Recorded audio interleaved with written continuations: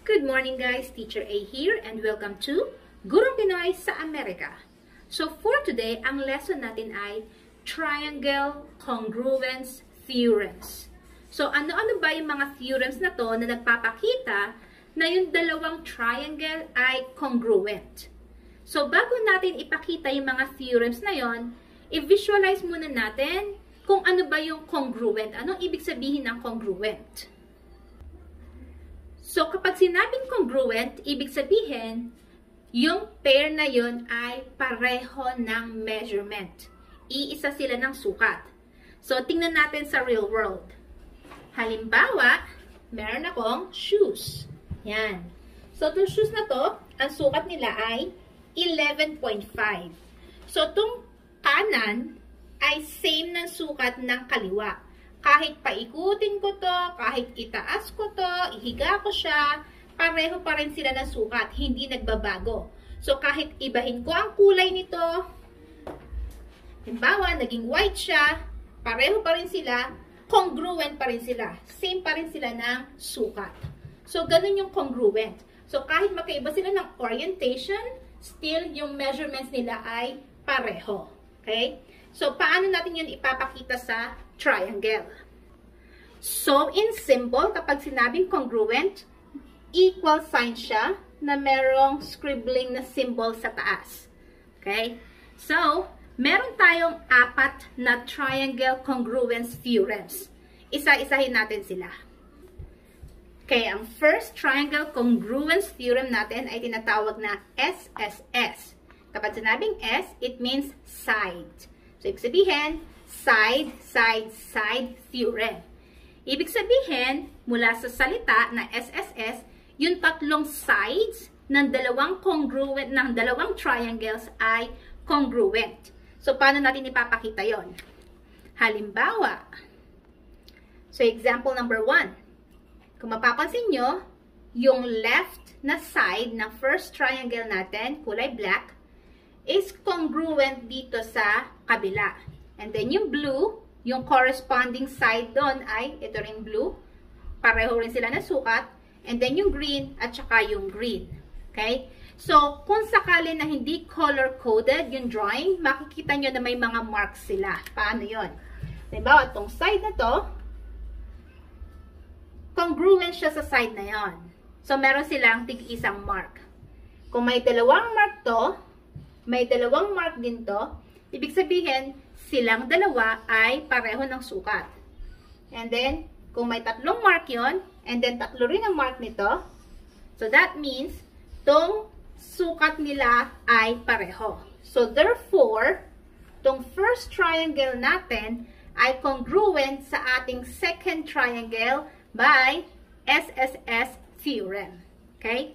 Example number 2. Okay, example number 2. Halimbawa, ito naman ang ating triangles. So, mapapansin nyo, isang rectangle, kinat lang siya sa gitna. So, for example, tong side na to ay isang mark, and then yung kanyang corresponding side ay ito. Pareho silang tig-isang mark, so it means pareho sila na measurement. Itong side na to, and then yung side na yon, yung corresponding parts natin, again, they are congruent. Nasaan yung isang side? Dalawa lang ang may marks. So, ito yung pangatlong side. So, kahit wala siyang mark, itong side na to ng triangle sa ilalim ay congruent sa side ng triangle na nasa taas. So, as you have noticed, pwede siyang paghiwalayin. So, itong side na to, ito yung pangatlong side na magsasabi na itong triangles na to ay congruent because of the SSS congruence. Okay? So, example 2 natin ay, ang triangle congruence theorem number 2 natin ay SAS. Ibig sabihin, side, angle, side. So, kung paano siya nakikita na nakasulat, ganon nyo rin siya titingnan sa inyong triangles.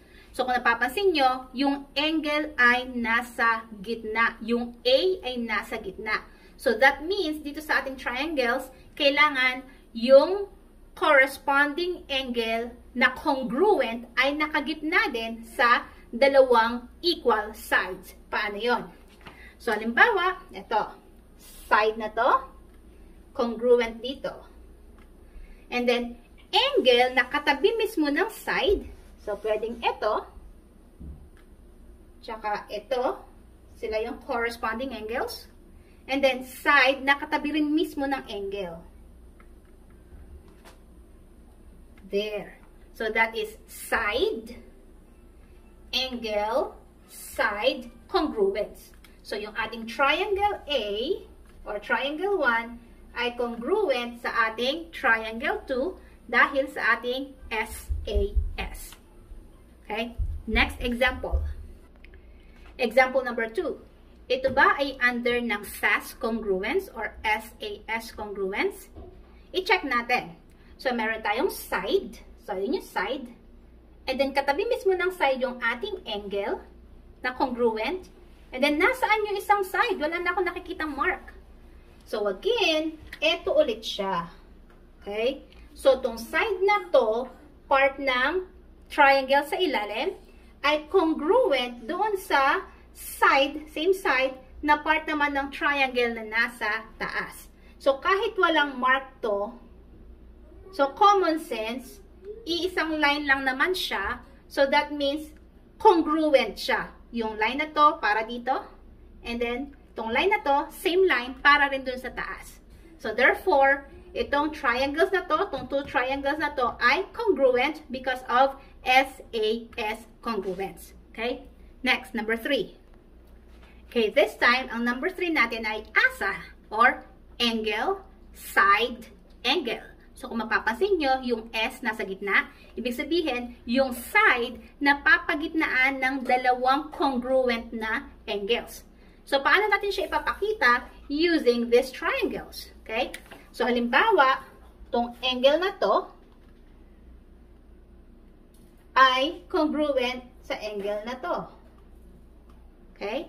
And then, yung angle na to, lagyan natin ng dalawang mark, congruent sa angle na to. Dalawang mark din.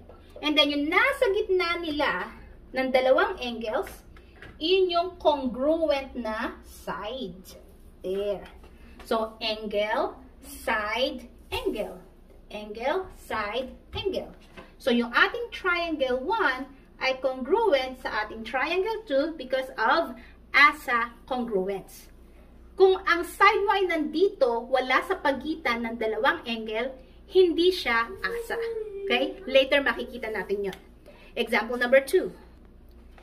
Okay. So, i-check natin kung yung triangle 1 ay congruent sa triangle 2 using ASA congruence. So, i-check natin yung mga marks. So, meron tayong angle dito. First angle na congruent dito. Followed by may side dito, tapos may side din doon. And then, ito yung second angle niya, at ayun yung second angle. Congruent ba to using ASA? Hindi. Kasi, yung side na to, wala sa gitna ng dalawang angles. So, dapat, para maging congruent tong dalawang triangles na to, itong mark na to, ay dapat na nandito. There.